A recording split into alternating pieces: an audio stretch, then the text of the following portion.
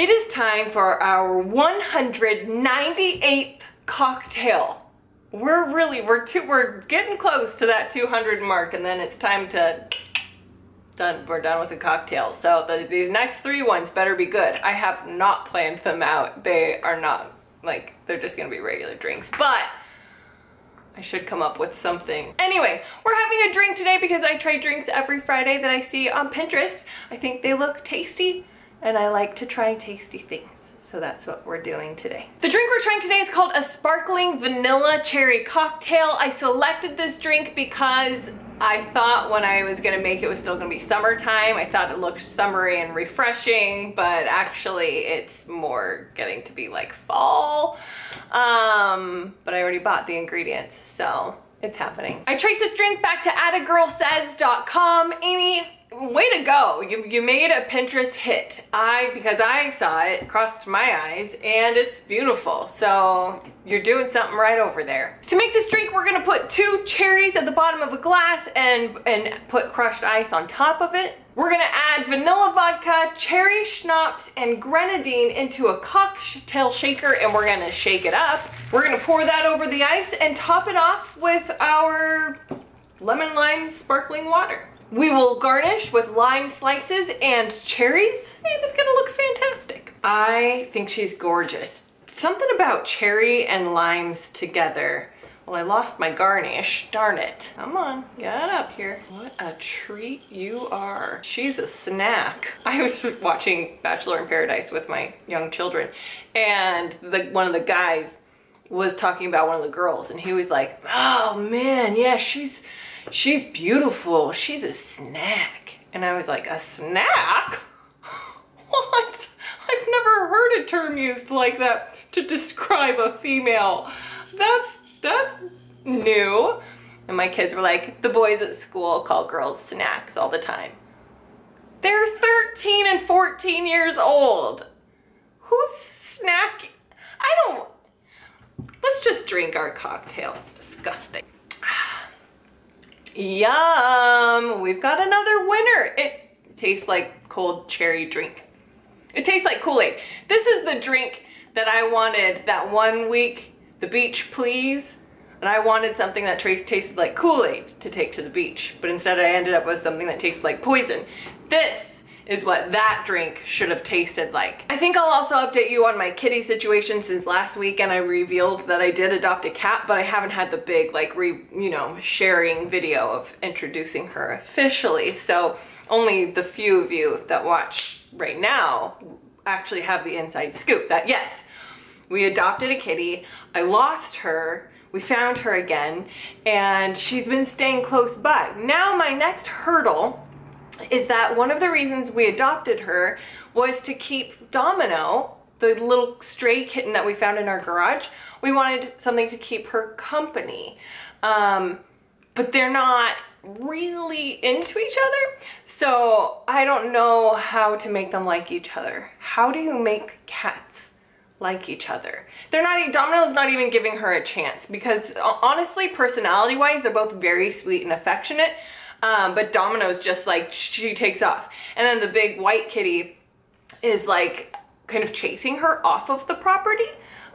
She's kind of chasing her out of the garage, but not in an aggressive, I'm gonna bite you and eat you kind of way, but more in a, I'm gonna get ya, I'm gonna get ya. And maybe like, get out of here kind of way. But like when she does catch up to Domino, I mean Domino's way faster, but if she does catch up, Domino will like lay on her side and be like, ah, and then the white cat also will lay down. I think those are both submissive moves, but I want to see them cleaning each other. I want them to snuggle at night. I want them to have one another, and it's just not happening. I don't know. Should I lock them in the garage together overnight?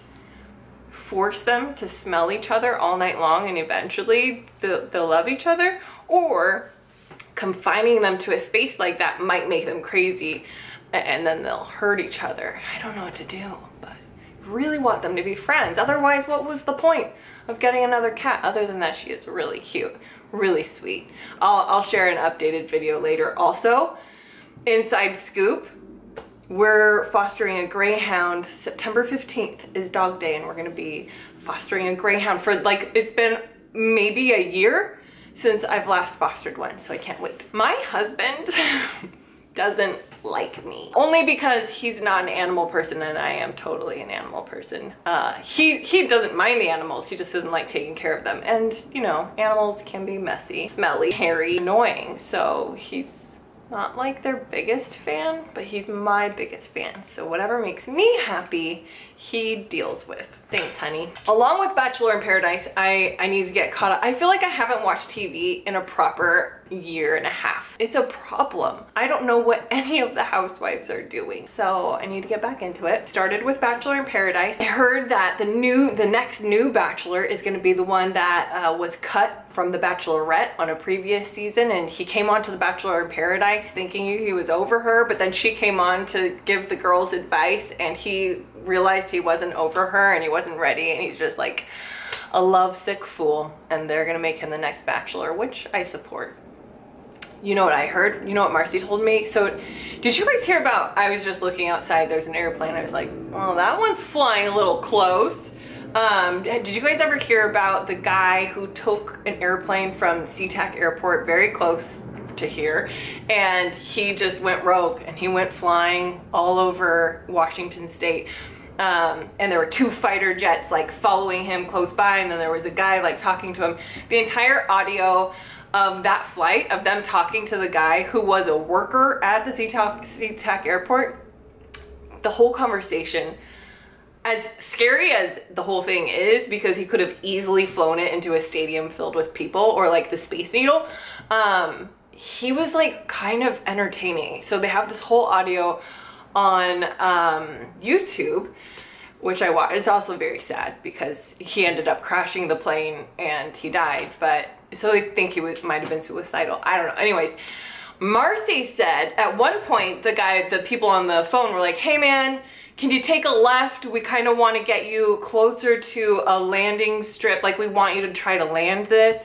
And the guy was like, no, man, I don't think I'm ready to take her down just yet. He's like, have you ever seen the Olympic Mountains, man? I kind of want to take it over and check out the Olympic Mountains. And then he actually asked for the coordinates of the orca, the mom orca who was carrying her dead baby orca. He asked for the coordinates of the orca so he could go check them out. And then he asked if he could do a like loop-de-loop, what's it called? One of those, a barrel roll. And the guy was like, you know, I don't think that's a good idea. Why don't you go ahead and land her? And the guy in the plane did the barrel, he did the loop-de-loop in a giant plane. And Marcy said that the 2 fighter jets also were on the phone with him, and that they actually, word on the street is that they actually coached him through it because it was such a dangerous move. They didn't want him to screw it up. So they actually allegedly helped him do, I mean, he nailed it. It was really, really quite amazing. So dangerous.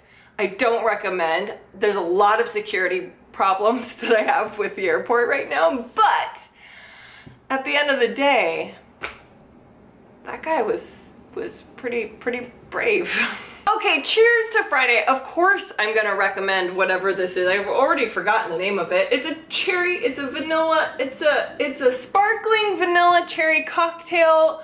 I couldn't think of a better way to end the work week and start a luxurious weekend of probably still doing some work, but in a less demanding way. So I recommend that you have a good weekend and start it off with one of these. Cheers!